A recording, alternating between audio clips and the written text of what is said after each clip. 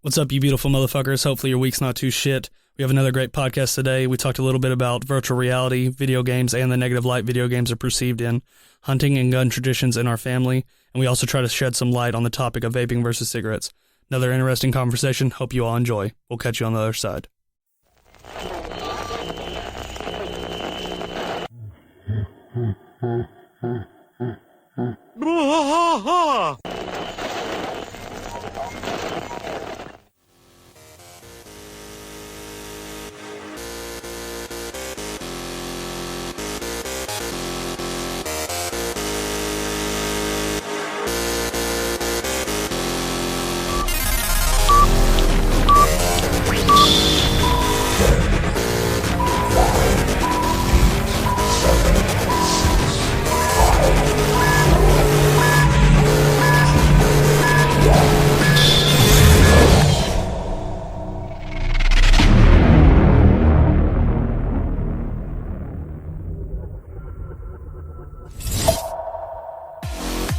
You are now listening to the Random Words Podcast, a podcast about nothing and everything.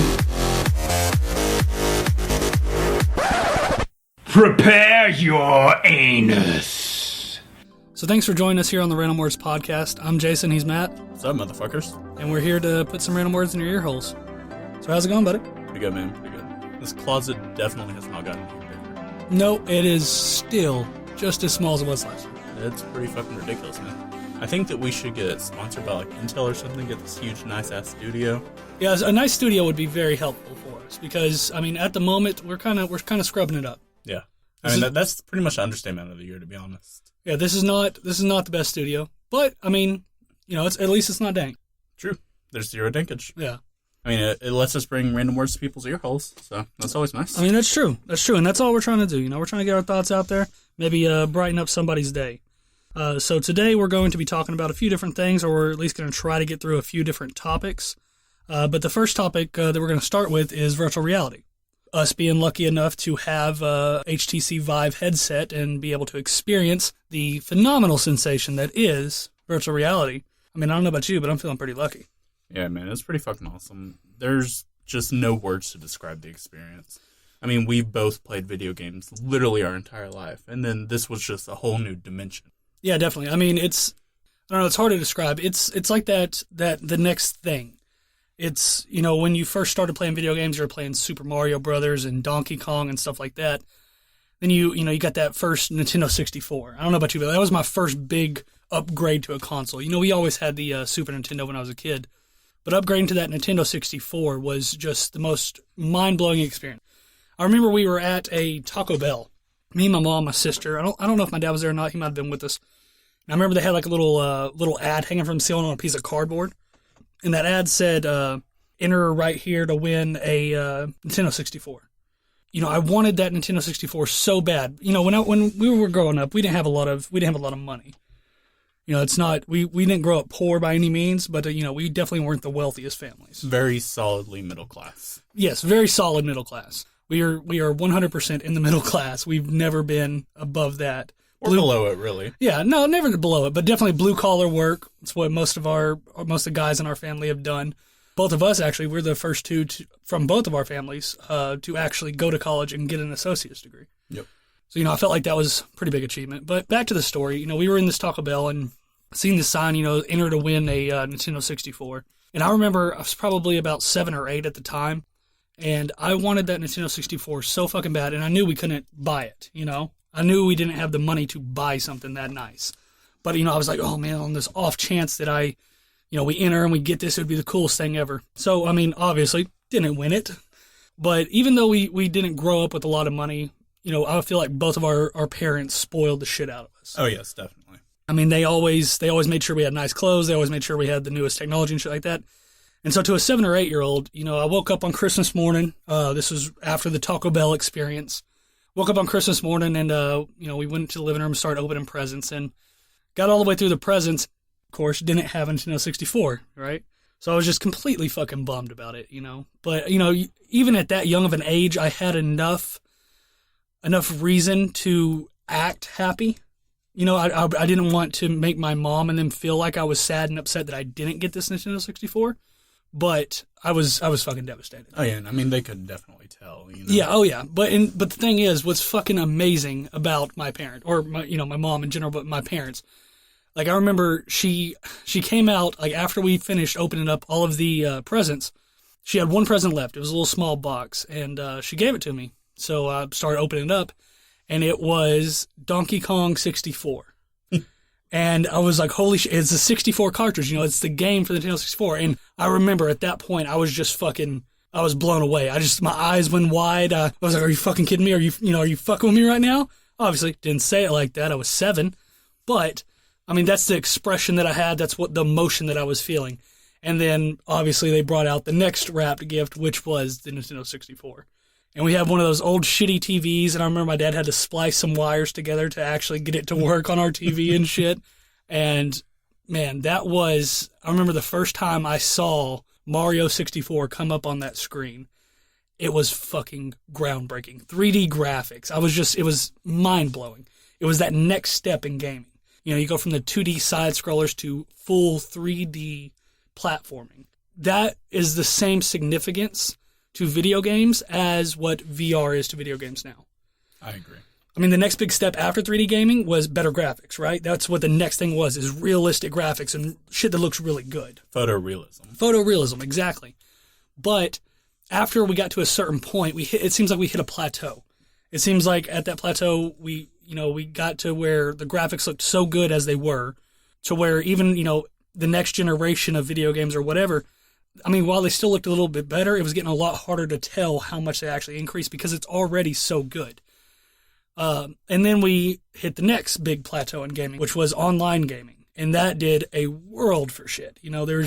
Online gaming took the video game industry by storm. It's now the most way that any game is played is going to be online of some sort. Right.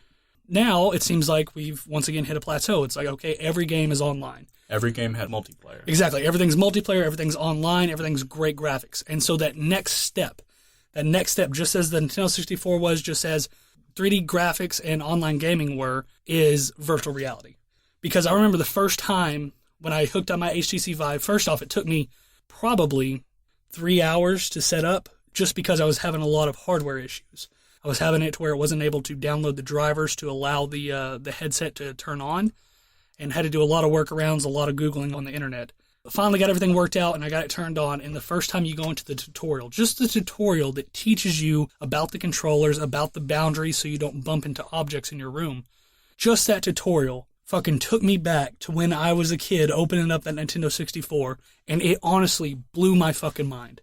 It was so immersive. And I mean, people will say, for anybody that don't know much about virtual reality or anything like that, when people try to describe it, it's a very hard sensation to describe, because a lot of people will, they say, oh, it tricks your brain enough to where you think you're there. It doesn't, you never fully believe that you're there, right? Consciously, you're like, all right, I know I'm standing in a room. Even if it's something very immersive, very scary, whatever the case may be, you are never fully committed to being there in that moment. However, what it does really fucking well, what it does amazingly well, that blew my mind once again, was just the fact that it tricks your subconscious into believing you're there. One of the first games that I really noticed this on, it was a ping pong game. Just playing ping pong on a ping pong table against the computer. And I'm sitting there hitting the ball back and forth. Probably played this game for 45 minutes or so. And during that time that I was playing this game, I will say I probably tried to set my controllers, my handheld controllers that I'm holding one in each hand, I tried to set them on the virtual table in front of me, on the virtual ping pong table. And then to my surprise, my subconscious tries to lay these controllers down on the table to answer a text message or whatever the case may be, whatever I need to do, take a drink of water. I would try to lay these controllers that I'm holding in my hands on a virtual table in the headset, and my hands would just pass right through the table. And then I'm like, oh yeah, that's right, stupid. It's not fucking real. So, I mean, while you never fully believe you're there, and, the resolution on it, I mean, it's definitely not eye resolution. You can tell that it's lower resolution than the human eye. But the fact that it tricks your subconscious like that, to where my subconscious tell me, hey, stupid, you got a text message, set those controllers down on this table in front of you. And then my hands pass through it, I'm like, oh, that's right, stupid. There's no table there, I just tricked you. The fact that it can do that is amazing. It is. It's absolutely astounding. I remember the first time you stuck me in it, it was in a game called The Blue. And you were sitting at the bottom of the ocean floor just watching wildlife. It's not so much of a game as an experience. And you just watch all this wildlife swim by you in the ocean. The thing that really tricked my mind was that you could actually see all the little particles floating through the water, all the bubbles and all of this. And you could actually interact with them. You know, you stuck out your hand, the fish swam away. Yeah. And that moment to me was, like you said, with a Nintendo 64. It was just absolutely eye-opening and astounding. There's nothing like it that I can compare it to. Well, I remember right after I experienced that tutorial, because the Blue was the next thing I jumped into as well. Right after I got done with that tutorial, they just showed you how to, how the controllers track, and, they just kind of guide you and hold your hand through it. I got done with the tutorial, and I called my mom. I was just rambling like a fucking idiot. I was like, you're not going to fucking believe this. It's one of the most amazing experiences I've ever had. Words can't describe it. You can't believe it. You will not be able to understand what I'm telling you right now. And, I was like, I know I'm going to sound stupid. I know you're going to call my sister. You're going to tell her, hey, your brother's sounding like a fucking idiot. He's so impressed over this new little game thing he's got. And I was like, I know you're going to say that. That's fine. Say that to her now. Come over tomorrow after work. Give me 5 minutes. 5 minutes of your time after you get off work, and I will blow your fucking mind. And I remember she came over the next day. I hooked her up into it. I let her play through the tutorial, and then I put her into the Blue. The Blue is like pretty much my go-to to show people virtual reality, because it's so, like you said, there's not a lot of gameplay, so people don't have to remember what buttons do what on the controllers. You just sit there and look around and experience the fucking beauty of it. And when I stuck her in that, I remember she just kept saying how amazing it was. I can't believe it. It's so amazing. It's phenomenal. There's no words to describe it. The fact that this can span different age groups. Like, we've also put my niece in it. She's 7. Or I believe she's 8 now. We stuck her in it. And her reactions. And that's another thing. So once I got done playing with this myself, I loaded my computer up in my car. I loaded the headset up, and we all went to my sister's house. Matt came over with us. I stuck all of them in the tutorial. I put all of them in the Blue, and we did a lot of different things. And I would say I have more enjoyment watching other people's reactions to what I've already experienced in this VR headset than actually playing the VR headset myself. It's so awesome to see how a 7 or 8 year old reacts to being able to reach out and touch the fish or touch the jellyfish that are swimming by, or this giant, 80, 100-foot whale comes and swims up beside you. It's amazing to see other people's reaction to those things that you already know are amazing. And I think that the thing along that lines that sticks out to me the most is whenever we put our grandmother into it. Yeah, very much. And we put her in it, and we sent her to the moon. Her going to the moon, I remember she told me, she said that was what she wanted to do. Because I told her when I first got it, I was like, hey, Grandma, I'm going to put you under the ocean. I'm going to blast you off and send you to the moon. And she told me that was, she tried all the other stuff as well. She tried the under the ocean one and stuff like that. And then I finally let her go to the moon. And she said that was the one she was waiting for, because ever since she was a kid, she said she always dreamed about being an astronaut or something and going up and seeing the moon and seeing the stars and seeing Earth really small. And I remember she honestly, when she took the headset off, she had tears in her eyes. That's how powerful this is. To where, like I said, you're never fully immersed to where you think you're there. You don't lose yourself. It's not Westworld. It's not real. It's not real. But the fact that it's so good about tricking your subconscious and the visuals being so amazing, it is groundbreaking. And I cannot wait to see where the technology goes next. Oh, yeah. This is the PlayStation 1 of VR. Yeah, exactly. And it's only going to get better from here. Yeah, the PlayStation 1 compared to the PlayStation 2 or even the 3 or 4, it's astronomical to jump. Oh, yeah. And just think about how immersive it's going to be whenever that screen is lifelike, whenever you can't see those little pixels anymore. Yeah, and when, because right now it's very good at tricking the subconscious. But once we get to the point to where it tricks the consciousness, what does that do for us? Because another thing you have to think about, your consciousness or your soul or something like that, right? That's electrical impulses being sent to your brain. So if it gets to a point to where it's so real that your brain can't distinguish between it and reality, what happens if you die? What happens if you die in VR? Is your brain so traumatized by that it actually shuts the fuck off? Do we get to a point to where if you die in a video game, you're running the risk of dying in real life? God, I hope not. That's fucking crazy shit. Yeah, that's a terrifying thought. I mean, obviously, more than likely, that's not something that could happen. But if you get to that point, who's going to be the first guy that's willing to test that system? Who's going to be the first guy? And saying it gets to that point, then we're no longer going to have video games where you die in them. Yep. It's going to be happy-go-lucky fun shit. Because they don't want to risk having somebody's brain shut off and then get lawsuits put on them. Yep. The guy who tests that will have the most giant balls we've ever seen. It's like the first guy that went up in the rocket ship. Yeah. You know, like the first guy in space. The balls on that man. Like, this is probably going to explode whenever you take off. But if it doesn't, you'll get to see Earth from space. You have a 20% chance of making it back alive. Sign me up, coach. Who the fuck is that guy?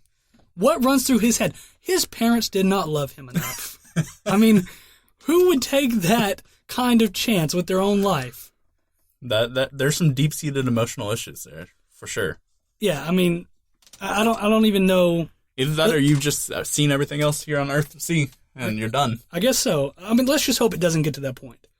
Because if we get to that point, then video games might actually start getting a bad rap about killing people. Yeah. There's already enough people, you know, that say violent video games are bad and, you know, can make kids do, or adolescents do stupid things because, you know, they imprint and all this shit, like Grand Theft Auto, making kids go shoot up something. It's like, that's fucking dumb. Because, I mean, that's, if you play Grand Theft Auto and then go shoot up a coffee house, you are an unstable individual. Your brain is not functioning as it should. Right. I've played Grand Theft Auto. I've played Call of Duty. I've played Battlefield. All of these games where I'm shooting people. I'm in war. I'm committing murder. I'm the bad guy. I'm the good guy. I've played all these games, and never once have I thought, you know what? I'm going to take this into real life. No, it's a fucking game, stupid. So you're not going to go walk down the street and ice some people? No. That's not going to happen? No, because I'm not a fucking idiot. My brain functions properly. Now, I would say, you know, I guess some of those violent video games in the wrong hands, in the hand of a mentally unstable person, yeah, that could be a bad thing. But so could listening to any fucking song. You know, if you listen to Disturbed, Down with the Sickness, and your fucking mental health is bad, you can go off and kill some people. I mean, so to try to blame video games for the actions of a mentally unstable person is fucking stupid. We actually had this conversation when I was in college. We had a English teacher that was wanting us to get our different views out there. And so she had some shit up on the walls, and one, you know, there was like a little sign, and one of them said, strongly agree, agree, strongly disagree, whatever. Just little different categories. And then she would ask the class a question. You know, what's your views on gay marriage? Should it be legal? And strongly agree, you know, whatever. Just like a warm-up exercise. And one of the questions was, do you think that video games, violent video games, are bad for the youth? You know, what's your standpoint on that? And I remember we had a few older women in there, you know, look like moms, maybe 35, 40 years old. And, you know, a lot of them went over to strongly agree. And it just blew my fucking mind. And so, of course, me being me, I'm going to strongly disagree. There are points where, you know, well, you know, video games, you know, if you see that on a constantly daily basis, that you might go and try to do something to somebody. If you're out playing a game and you're killing people in this game 24/7, it might get imprinted on you somehow to where you think that's correct or some bullshit. And, you know, and I had the same argument. It's like, you know, I've played these games my whole life. I've never once had that thought. I think if you have that thought, you're mentally unstable. Oh, yeah. I mean, think about it. You know, we grew up watching stuff like Tom and Jerry, you know, where they're just beating the living fuck out of each other 24/7. Right. And do we walk down the street beating the living fuck out of everyone we meet? Well, but now you can't have Tom and Jerry. Well, yeah, good point. I mean, now you have to have fucking... Because of fucking people like that, man. Yeah, I mean, I just don't understand it. It's ridiculous. I just don't understand how somebody can think that a mentally stable person, that could have any impact on their lives whatsoever. It can't. That's all there is to it. It can't. And if you think that, you're fucking stupid. I mean, there's probably going to be a lot of other people out there that would disagree with that. But I mean, you know, I don't think you can have a strong argument. I've never heard a strong argument for anything like that. Right. I mean, and, you know, and they say that it's like, okay, well, you know, if you see this shit day in, day out, you know, it might change your psyche. What about the fucking news? The news is just nonstop murder and just fucking horrible shit. True story. That's why I don't watch the news, because the news to me is just... 6 people got raped, 5 people got shot. Yeah, I mean, it's something that makes you live in fear. I mean, the world has always been fucked up, but now we're so connected and we have so many ways to tell people about this, to where when you hear that shit 24/7, it gives you a grim outlook on life. And I think a lot more of it goes discovered now. A lot more of it gets discovered now. Because, everyone has a cell phone in their pocket. Everyone has a video camera in their pocket. Exactly. We see a lot more of the violent shit happening now than you did back in the 60s, I am sure. Simply because we can catch it. But I bet it's always been there. Same levels. I'm willing to bet that. A lot of people say, it's back to the conversation with video games being violent and causing other shit. I mean, we seem, obviously, I mean, there's no denying it now. It seems like we have more mass shootings than ever. I mean, that's a thing. But, maybe that's just because we see the world so fucked up on a daily basis to where it turns people like that. But video games, they were created to be an escape from that shit. And to me, that's how I use them. And that's how many people use them. If you just see murder and shit on the news 24/7, you're just going to think the world's fucking horrible. And for how many bad stories on the news do you have to get one feel-good story? I mean, at least 6 or 7. There's never the top news stories about some firefighter that saved a fucking kitten. That's never a top news story. That's a 20-second piece at the end after they told you that a grandmother got murdered by her son. Right. Or her son's son. Whatever. I mean, that's all liberal media period anymore, They don't report on the happy shit. It's just not a thing. Well, because the happy shit doesn't get you clicks. Exactly. That's not what people want to see. People, for some reason, have a desire to see the fucked up shit in the world. Yeah. We want to see what's happening in Syria. We want to see what happened with the mass bombings today. Well, what does that go back to then? I mean, what is that imprinted on us as a human race to where we want to see chaos? Maybe it goes back to our collective survival instincts. We try to figure out what the fuck's happening so we don't go there and have that happen to us. Yeah, so, if there's a tiger loose in a village or something, you want to fucking know about it. Right. So hey, let's not go to that village. So it's just a way for the human race to keep itself safe. Yeah. We thrive on chaos to protect ourselves. Right, one village had a runner, and they sent that runner over to this village to tell them that the gods have opened up a fucking hole in the earth and swallowed our village. Don't come over here, it's bad. Yeah, it's bad. It's not the best thing, I would admit. Probably would not go to that village. Yeah. I mean, that's what I think. I think that has to have something to do with that. Some kind of collective survival instinct. Yeah. I just don't know anything else it could be. But, I mean, it just seems like so many people, to get that click on that headline, you have to have 6 men raped and murdered a woman or some shit like that. Why don't more people want to click on cute fucking bunnies? Why do we want to see the fucked up shit? I don't understand people. I don't watch the news because I don't want to feel bad. And the news, all it does is make you feel bad. You lose your faith in humanity. Yep. Me personally, I love life. I enjoy being alive. I enjoy my family. I enjoy my friends. I don't want to just feel bad all day thinking about some mass shooting that happened somewhere else. I guess that's one reason. I mean, to that point, that's probably another reason why I enjoy being at home more. Mm-hmm. Because you do live in that perpetual fear of some crazy shit like that happening. You do. Me, it's like, okay, well, let's go out to the movies and have some fun with our friends. And then some dude comes in dressed up as the Joker with an AR-15 and fucking mows down people. That shit's not going to happen in my apartment. It's not going to happen in this closet right here. I say that, watch the guy with the AR-15 come in. Well, we're fucked, man. Yeah, we can't run. We don't have our guns in here. We are fucked. I mean, we are from Texas. We have guns, but obviously we have here. Guns. Yes, 100%. We have guns. We enjoy guns and shooting things. We enjoy. That's another thing. We enjoy the outdoors. I don't know about you. I mean, I'll let you talk for yourself. I'm a very weird individual. Growing up, I have been very, very fucking weird. Yeah. Because I was the kid. So initially, growing up, pretty much all I can remember, we moved from the city to the country. I think I was 7 at the time, so pretty much most of my childhood was spent in the country. So we grew up around a lake, both me and Matt here. We lived on the same piece of property. We had 3 houses on that property. We had my grandmother's house, my house, and my aunt's house. So we all lived on the same 12 acres, I believe it was, and we had a big 15-acre pond that was on the edge of our 12 acres, and there was probably 5 or 6 families that lived around this pond. So, our days, it involved going out and fishing and stuff like that. So we both got a real love for the outdoors. But I was also a kid that was just engrossed in video games and technology and stuff like that. So I was this nerdy outdoorsman. So, I mean, that's the first conflicting interest right there for my personality. And then 7th, 8th grade rolled around, and I got really far into rap music. I say rap music. I got really into Lil Wayne. That was the only thing, pretty much. I didn't really listen to any other rap. It was just Lil Wayne. I was enthralled with him. I was enthralled with his lyrics. So now we add another another layer to that soup of what is my personality. And I am now a nerdy outdoorsman that loves rap. So then, we go through junior high and high school. I'm also playing football throughout all this time. So now I am a jock. Now I'm a jock, the jock and the cheerleaders. So now I'm a nerdy outdoorsman jock who loves rap. So I've never been able to fit in a genre of people. I've always been just this weird outcast kind of dude where I always had like all these different kind of friends and stuff, but I was friends with everybody. I was friends with the potheads because I smoked a lot of weed. I was friends with the nerdy kids because I loved video games. I was friends with the jocks, and then I was friends with all the people that enjoyed rap. I was so spread out that I feel like it made me a fucking awesome person.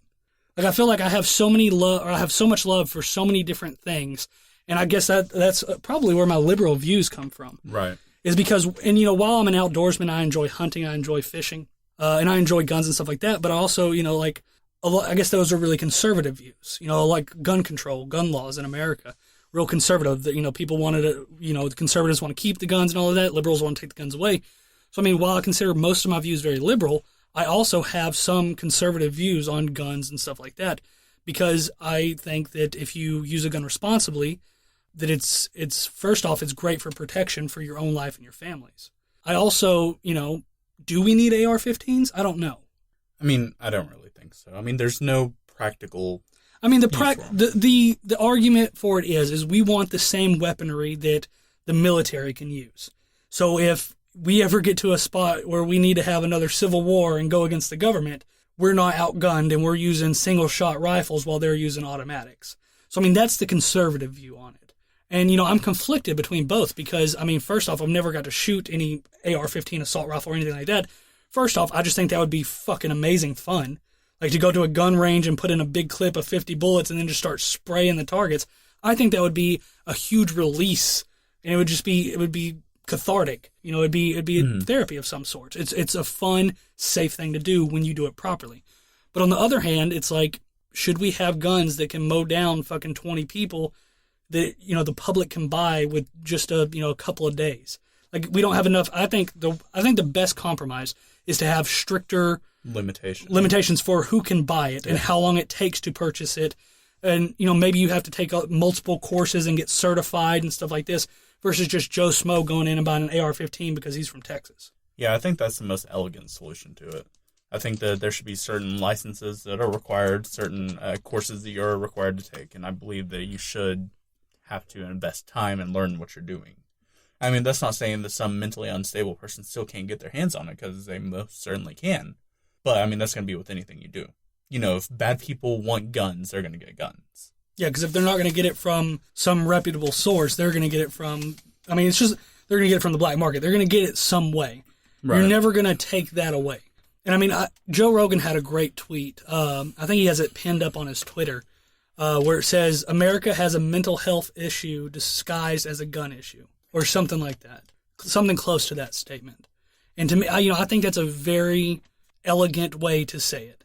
Because, when guns are used responsibly, they can be some of the best things. You can protect your family. You can use it to get food for your family.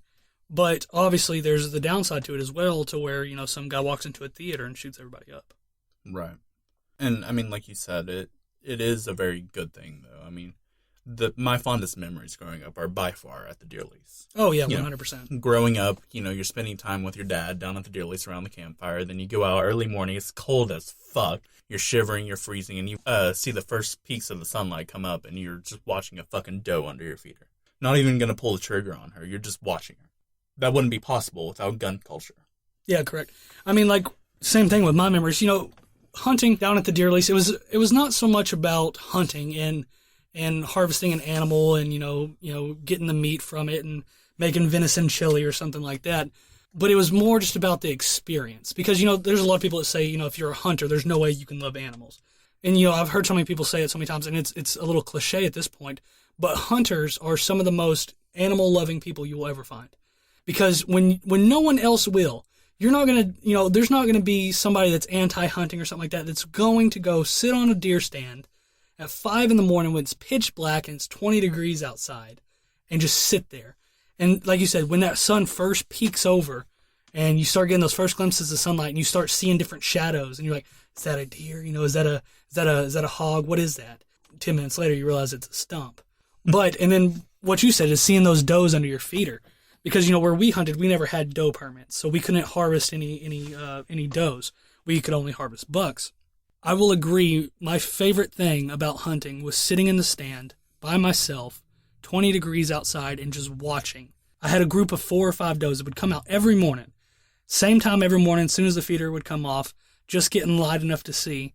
And I would have this group of 4 does. It was 2 bigger does and then 2 fawns. And they would come out and they would just sit there and eat 20, 30 minutes. And I was just so enthralled watching them. I could not take my eyes off them. And that experience, like you said, would not be here without gun culture. And I think to deprive somebody of that experience of being that close to a very elusive animal, an animal that's very shy to humans, that not a lot of people see. I mean, think about it. Anytime, a family's just driving down the road or something like that, and they see a deer, people stop. At least here in Texas. Now, I mean, maybe where they're, and maybe we're in parts of Texas where there's not as much population.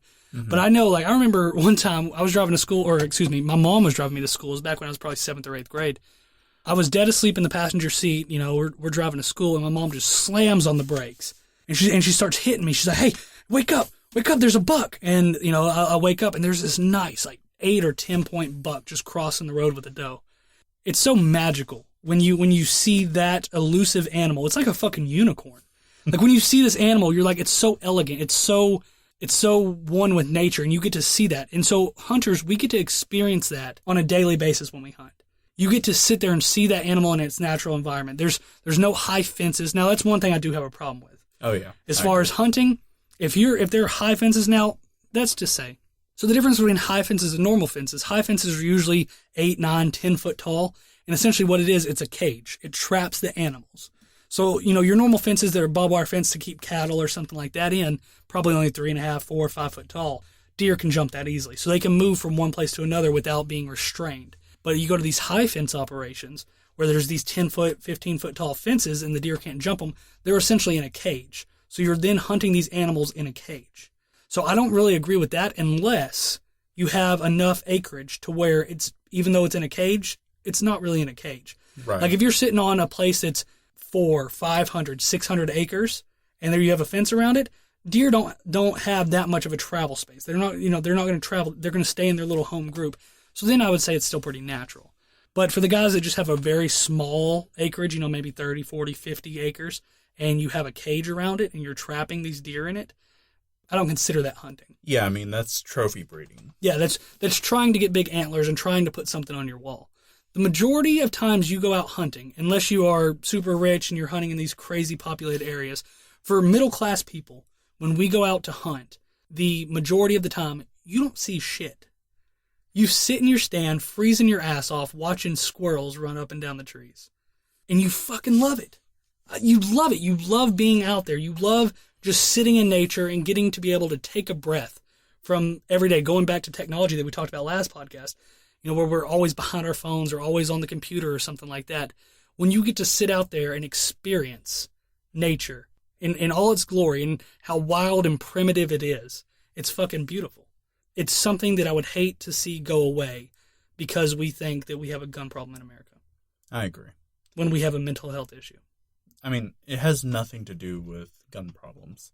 The way I look at it is hunting and semi-automatic rifles and automatic rifles is 2 completely different things, Hunting is this beautiful, elegant, I don't want to say sport, more of a tradition. I think a tradition is a good word. Because, that's what it has been for us. Our grandfather hunted, our fathers hunted. And, it's been passed down through our family. Some of my most sentimental items that I have are my father's guns. My father passed away, and I inherited some of his guns. And, those are some of the items I hold dearest because of that tradition, because of the history, because of all the mornings we spent out sitting under a deer feeder waiting and watching the sunrise. It's because of that those items hold meaning. It's not because they're guns. It's not because they shoot bullets and because they tear up meat. It's because of those moments. Yeah, the first time that I remember, actually harvesting an animal was with my grandfather, or with our grandfather, rather. It was early morning. We were sitting up in our deer stand, and I want to say I was asleep. I'm pretty sure I was asleep. I don't know. It's a little, because there's so much there's so much adrenaline built up around that moment to where, you forget a lot of things. But I'm pretty sure I was sitting up in the stand with my grandfather. I was asleep. At this point, I was probably 11 or 12 at this point. Been hunting for probably a year and a half, 2 years, and haven't ever got the chance to harvest an animal. And I was sitting up in the stand asleep. I remember I had blankets up on me because it was so cold that morning. I had blankets like all the way. I'm pretty sure I was in a sleeping bag, actually. I took a sleeping bag out to our deer stand so I could get in the sleeping bag while I was there. And I was asleep, and my grandfather woke me up, and he's like, "Hey, son, there's a deer." And so, immediately I woke up, and I was just fully alert. My heart started pounding out of my chest because people that don't hunt or that have never hunted don't know what it is to get what they call buck fever. It's where there's so much adrenaline. It's one of the biggest adrenaline rushes you could ever think of when you see an animal that you want to harvest, that's legal to harvest and that you want to harvest. It's one of the most single biggest adrenaline rushes you could have in your entire life. And so I woke up completely alert. Heart started instantly pounding because I heard what he said. And I started looking, and there was just this little buck. It's what's called a spike. So there's different qualities of bucks, and so a spike is a male deer that has just two antlers coming out, two straight antlers coming out of the top of its head. So the most iconic pictures of deer that a lot of people see is the big bucks that have the 5, 6, 7 points on each side. This one, 2 straight points. That's it. So it would be considered a 2-pointer. It's a spike. And just to clarify on this, it is a mature male deer. It's just not going to develop any further than this. Yeah, well, that's the thing. There's 2 different versions of spikes. So spikes that are really small and short, they have 2 little stubby things coming out of the top of their head. Those are very young bucks. Mm-hmm. Those are bucks that are still going to grow and mature. However, there's some deer that just have bad genes for antler growth. And the spike I shot had about, a normal spike that's going to continue to grow might have 2 or 3 inch little antlers protruding out of its head, and those are the ones you want to pass up. Those are the ones that are going to possibly grow into a bigger buck and have a better antlers on them. But the spike I shot probably had 6 to 7 inch long antlers, and they weren't forked whatsoever. So there was not multiple spikes on each antler. It was just one horn. It was one antler sticking out. So with those kind of spikes, those are essentially bad genes. So if those bucks are let to stay in the herd or continue to breed with the population, they're going to keep passing those bad genes down to other bucks. So those are the ones you really want to take out. Because, first off, he's probably not but a 2-year-old deer or so. So, the meat is going to be excellent quality. A lot of the older bucks, they might have some tougher meat or something like that. But, so first off, the meat is going to taste amazing. It's going to make a lot of food. Out of that buck, we probably got 80 pounds of meat, 60 to 80 pounds of meat. And for a family, that's a lot of meat. I know we gave you guys some, we gave our grandparents some, we kept some ourselves. So, those are the ones that you really want to take out of the herd just so they don't keep spreading those bad genes. My grandfather woke me up, and I remember I pulled my gun up. And what they always told me, because I didn't like the loud sound that the gun made at that young of an age. And so I would always like kind of jump or something right when I pulled the trigger, and I would like miss my shot or something like that. And they always told me, they said, when you're sitting there about to pull the trigger on that animal, you're not going to hear the gun blast. You're not going to feel the gun kick back on your shoulder. It's just going to be, you're not going to experience any of that. When I pulled that gun up and got it in my sights, my grandfather, he couldn't see really well. And, it was just barely past daybreak. And he asked me, he's like, "Are you going to shoot?" I said, "Yeah, I'm going to shoot." He's like, "Does he have horns?" I was like, "Yeah, he's got horns." He's like, "All right, take a shot, take your time." And I probably held on him for about, 10 seconds. He finally stopped and gave me a perfect broadside shot. That's where the deer is, where you can see the side of its body. I took the shot, and as soon as I took the shot, I looked up out of the scope of my rifle, and I seen he fell down instantly. He didn't run off. He didn't sit there on the ground and kick. It was just instant death. Just clean, instant, and that's the perfect thing. That's exactly what you want. You don't want the animal to suffer. And so that was such an amazing experience, and that's something I'm going to forever hold in my heart with my grandfather. Our grandfather's getting older in age, and death's going to take us all at some point. But like you were talking about how guns can have sentimental value, the gun I was using was a Winchester 30-30, and that gun is my favorite gun of all times. because it's so symbolic of that moment that I got to spend with my grandfather. And, after I shot him, my grandfather, we jumped up, we were so excited, he hugged me, and, and it was such a beautiful moment between me and him, to where that gun is irreplaceable. If I was to lose that gun or it got stolen or something like that, it would be devastating. It's not just a gun. It's not just about having something to shoot. It's about the memories that are held on that item, just as any other item can hold symbolic value. Oh, yeah. I mean, these guns for us are just as valuable as a keepsake locket or something that's been passed down through a family, to some people. Definitely. It's something for us to capture and hold memories on. It's something for us to build stories and adventures, and I mean, that's honestly what it is to me. I don't give a shit about harvesting animals. Yeah, I love deer meat. I love the way they taste, but it's all the memories and stories you get from it. Yeah. And, we've always said, it's not about going out there to harvest an animal. It's about going out there and essentially camping out with your family. I remember one of my favorite memories was at our last deer lease that we had. We honestly, we haven't got to hunt in about 5 to 7 years. I don't know how long it's been. It's been a long time. It's just gotten so expensive now to where a lot of landowners are wanting $2,000-$3,000 a gun, and we have probably about 6 people that would be on there with us. So I mean, that's a lot of cash to put out, where it used to be like $500 a gun or something like that. So it's gotten a little bit out of our price range now, and so we haven't been able to do it over the past years. But I remember one of my favorite moments was down at the deer lease with all of you guys, and I remember we were all sitting around the fire. My uncle, he bust out a big bottle of Jägermeister. He's like, "All right, boys, we're gonna drink." And at this time, it probably wasn't of age. I think I was probably like 17 or so, 17 or 18. And he bust out this big bottle of Jägermeister, and then brother-in-law's dad went out and grabbed a bottle of apricot brandy, and we had I think your brother had a bottle of Crown Royal, and we were just sitting around this fire. It's probably 17 degrees outside. I believe there's ice on the ground. Everyone's just super cold, and we're all just passing these drinks around the fire, laughing, telling stories, and just having an amazing fucking time spending that quality time with family. And to me, with how we talked about last podcast with all the technology, that's the shit that we're missing, because those moments cannot be replaced by a screen or something like that. That's what the human race is missing, and it feels bad that a lot of people don't get to experience that. And so there's a lot of people out there that are really against hunting because they love animals and stuff like that, but they're behind their screens all day, and they don't get to have that moment. That moment will forever be with me, of sitting around that fire with all of you guys, laughing, joking, drinking, just having a blast. And for all the people that want to take hunting away and make guns illegal and stuff like that, you're depriving others of precious memories that cannot be replaced by anything else. There's nothing else that can replace that memory for me. And to tell somebody that you shouldn't be able to do that because a mentally unstable guy went and shot up a movie theater is stupid. I agree. And I mean, that goes back to like we were talking about on the last podcast. We have fundamental rights. We have certain things that shouldn't be able to be taken away from us.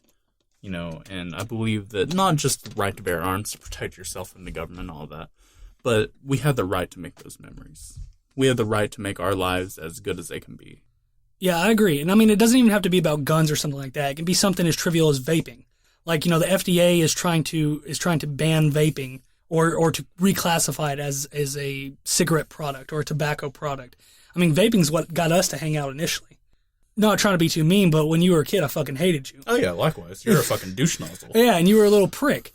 I mean, I fucking hated you, but, as we grew up, we kind of got to where we could tolerate each other and stuff like that, but we weren't necessarily friends or anything like that. I wouldn't have classified us as friends by any means of the imagination. But, I mean, one Christmas I decided, I was like, you know what, I want to start vaping again, because I used to use snuff or chewing tobacco, whatever you want to call it. And so I used to use that a lot, and I stopped using that. And then I felt like I wanted something, though. I wanted something to have, like, if I was playing video games, there was always certain points, and like a smoker will always tell you, it's before and after everything. It's before you go to sleep, after you wake up. It's before you eat, it's after you eat. So, I mean, it's before and after. So I felt like something, I wanted something. And so I started looking into vaping, right? And, I seen that it was supposed to be a lot healthier than cigarettes and stuff like that. And, I'm a little bit throwing this fact out of my ass, but I'm about 98% sure I read this. It was something like the European Health Committee or whatever the European Health Committee is. It's the British Royal College. Okay. So they put out a study that said that vaping is what they found in their results was vaping was 95% safer than smoking cigarettes. But yet the FDA tries to classify them as tobacco products. Yes, and I mean, it's not only the fact that they're trying to label them as tobacco products, it's that doing so will effectively eliminate 99% of the vaping market. Yeah, so they're trying to put it into law that anything past a certain date is essentially excluded, right? August 8th. August 8th. So anything, and what was do you know the year on that? 2016. 2016? So anything before that, anything that's been on the market since before August 8th, 2016 would essentially have to be pulled from the market and then tested and all this rigorous stuff. Like, so right now there's, with vaping, you use what's called juice. And the juice is made from a couple different things. The main two components of juice are propylene glycol and vegetable glycerin. And with those two products, you also use flavoring, artificial and natural flavoring. So it's the same flavorings you would use while you're making cookies. If you want to make cinnamon cookies, you buy some flavoring that's cinnamon, and you use that in your cookies. Well, it's the same shit you do, except you put it in those two components and you make a juice out of it. Then you also add nicotine as well. So with those, with this juice, you have three main components. You have the propylene glycol, you have the vegetable glycerin, and you have your flavoring. Four. And then you have your nicotine. So in cigarettes, in talking out of my ass, they say it's something like thousands of different chemicals in these cigarettes or some shit. And so you mean to tell me that something with only 4 major components is just as bad as something with thousands of chemicals in it that kills millions of people a year? I mean, hell, this podcast might not have even been made if we weren't vaping. If vaping wasn't a thing or how it is now, this podcast might have never came to fruition. Because what started us hanging out was vaping. I remember I asked you, I believe me and your brother were both vaping at the time. It was that Christmas. And I asked you, I was like, yo, what's up, man? You're, I think you were 19 at the time. I was like, you gonna start vaping or anything? And you're like, no, I ain't gonna do that. And then I'm assuming hung out with your brother a little more. And you're like, yeah, that's pretty cool. And then you start vaping. Now, both of us, initially, we started vaping non-nicotine or no nicotine juice. So the juice we were vaping was essentially just flavors. It had 0 nicotine in it whatsoever. I mean, now we have progressed to using nicotine. Me, because I enjoy it, and I'm assuming you think it's better as well. Yeah. And so, I mean, while that's still not good for you, the nicotine's not good for you, it's not nearly as harmful to your body as thousands of chemicals. Yeah, I mean, they say nicotine has pretty close to the same effect on your body as caffeine. Mm-hmm. I mean, it is a stimulant. It causes your blood vessels to dilate. You pump more blood. Essentially the same exact thing as caffeine. Yeah. Now, I mean, anything you're inhaling, though, is not good for you. Right. I mean, that's 100%. No one can say that it is, your lungs were made to inhale oxygen and nitrogen, the gases in our atmosphere. It was not made to inhale propylene glycol and vegetable glycerin.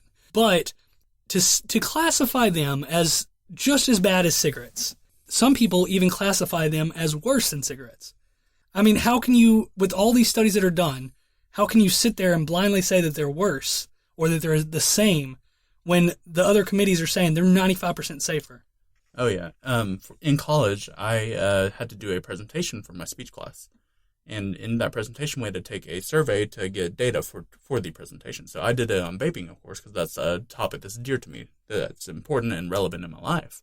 So I did a poll, and that was one of the questions I asked. Do you think that vaping is A, more detrimental than cigarettes, B, just as bad, or C, better than? And about 80% of the class put worse. Really? Mm-hmm. I mean, just no other. Did they have to explain their answers or anything? It was just a poll. It was just a poll. I mean, so how is the consensus that it's worse? I mean, no one even looks into it. Like, how do you just automatically assume it's worse than cigarettes? Right, and I mean, the thing with that is that people say that we haven't done long-term tests on all of these products, on the propylene glycol and vegetable glycerin and all that, which, I mean, is in itself untrue. The FDA has been testing propylene glycol and vegetable glycerin for over 50 plus years, and nicotine, I'm pretty sure longer than that. So, I mean, propylene glycol is used in pretty much anything you can think of. It's used in pharmaceutical companies. It's essentially a solvent in which they mix everything together and dissolve substances. And vegetable glycerin is used in, like, cake icing and stuff like that. It's 2 products that are very prolific in our everyday lives, things that we encounter constantly and over and over and over again. Yeah, I mean, I agree. I mean, the other thing is the fact that, our mothers, both of them have smoked a long time throughout their life, and they are now both 100% cigarette free. They started vaping, and they are no longer using cigarettes. And I mean, while, some people might say that, at least as far as inhaling those products, we haven't done long-term testing on, and that's true. We haven't because it's a new thing. But I would willingly take those chances for my mom or your mom to have them start vaping over doing something that we already know kills you, that we already know is horrible for you and your body and your lungs. At least take the chance. Maybe in 20 years we all find out that it gives us super cancer. And then, you know what? We made a bad choice and you move on about your life. But the fact to say you shouldn't do that because we don't know yet, just do the other thing that we know kills you. That's stupid. And I mean, I'm certainly more willing to take my chances with 4 chemicals over, 3, 4, 8,000, however many are fucking in cigarettes. Yeah. Because, I mean, and, us, we actually started mixing our own juice. So, I mean, that's became a little bit of a hobby as well. We haven't done it in a long time. But, so you can go up to a vape shop and buy their different flavors and stuff like that. However, we started mixing our own. We bought the propylene glycol. We bought vegetable glycerin. We started buying all the flavorings, and we started making our own juices. Bought some nicotine, started mixing with that as well. And so we know 100% what's going into that juice. We made it. I know what I'm putting in my juice, so I know what my body is intaking. So I know, whereas, if you use cigarettes or something like that, and I mean, I guess it would relate to, going and buying a juice from a store as well. You don't know what's in that. But with cigarettes, I mean, they're just so fucking bad for you. To try to tell somebody that you shouldn't, to try to tell the industry that these are just as bad without having done those long-term tests, that's just talking out of your ass. You're saying that it might be just as bad, which is true. It might be. We don't know. But the fact of the matter is that vaping has helped a lot of people get off cigarettes. It actually helped your brother stop using dip or snuff. So, I mean, it's not even just cigarettes. It's tobacco products in general. So all this other stuff we know is fucking horrible for you. We know cigarettes kill you. We know it gives you cancer. We know you can get lip cancer and mouth cancer from dip or snuff. So I would willingly take my chances with the unknown versus something that we know is already bad. And I mean, a lot of that might go back into how the big tobacco companies are, they have a hand in the political system. They have their, endorsements in the pockets of all these politicians who they've helped get to power. Because, they stand to lose a lot of money if vaping is to continue as it is. I mean, I guarantee if you go to a party now, a teenager party, a high school party or something like that, you're probably still going to see some kids smoking or something like that, all the cool kids or whatever. But I guarantee you there's a lot more kids out there that are now vaping. And now I'm not saying, they should do it before of age, but if you're going to do something to your body, even before it's considered, quote unquote legal for you, I think those kids stand a better chance vaping than smoking cigarettes. I mean, we don't know what it does to you, but I think we're depriving those kids. If we leave cigarettes out on the market today, and that's the only thing there is, and there's no other competition, you're still going to have those kids that go to experiment and check out different things. And I think a healthier, safer alternative is something that we owe them. Yeah, I mean, I agree with that. And to expand upon what he was talking about with the FDA trying to ban all this stuff, I mean, they are, like I said before, trying to cancel out 99% of the market with this bill. And what that's going to be doing is it's going to be requiring each manufacturer of any vape product to file a different license for each product they make. So for juice manufacturers, that means that they have paperwork for each and every product that they're manufacturing. That means each nicotine level for each juice, each different flavor of juice, they have to file one. And for each atomizer or tank or whatever for it to contain the juice, they have to file another series of paperwork for that. And they're estimating in legal costs and just the sheer man hours to do this is going to require about $2 million per application they submit. Yeah, I remember you telling me that. And I mean, there's so many juices and different devices on the markets, different what are called mods, which are essentially just the batteries to run the devices. RDAs or tanks, which is, just the actual mechanical piece that heats up the coils and allows the vapor to be produced. So, I mean, there's so many things. There's thousands upon thousands of these different juices, I mean, like you said, with each juice. So if you're talking each nicotine level, I mean, most juices, it goes 3, 6, 12, 19 or something like that? 24. So, I mean, there's all these different milligrams of nicotine in each of these juices. So that means for every juice on the market, for every flavor, so say the flavor is apple, that means you're going to have to file one of these $2 million cost for a 3 milligram nicotine apple, a 6 milligram nicotine apple, a 12, a 24, and so on and so on. So, I mean, you're talking millions of dollars having to be poured into one juice just to get it on the market. It's going to completely fucking kill the industry as we know it. And I mean, the thing with that is that, most of the vaping industry isn't the Marlboros or Camel or whatever.